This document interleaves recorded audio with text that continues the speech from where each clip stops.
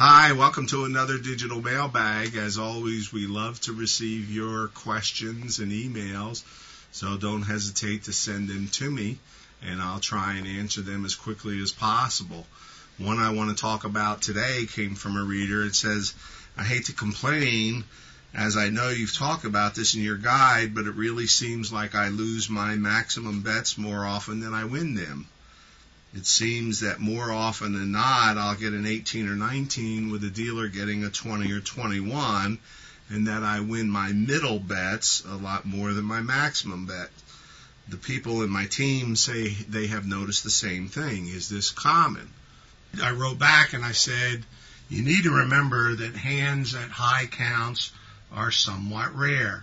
For example, in a 6-deck game where 4.5 of the 6 are dealt out, 75% penetration, you will see a true count of 4 or more just 5% of the time. If you're placing your top bet at a true count of 4, then only one hand in 20 is played at that level.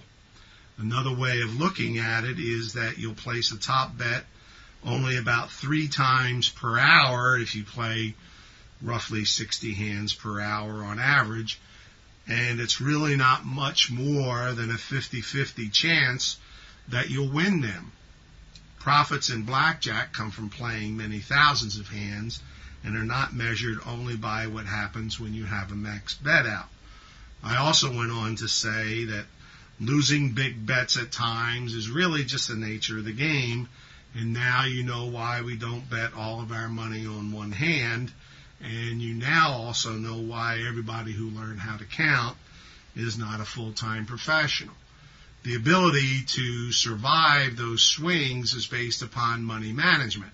Now, you have to also survive them psychologically, but if you bear in mind that so long as you're getting the money out there properly, if you give it enough time and you are playing a winning game, you will ultimately collect all of the money you bet.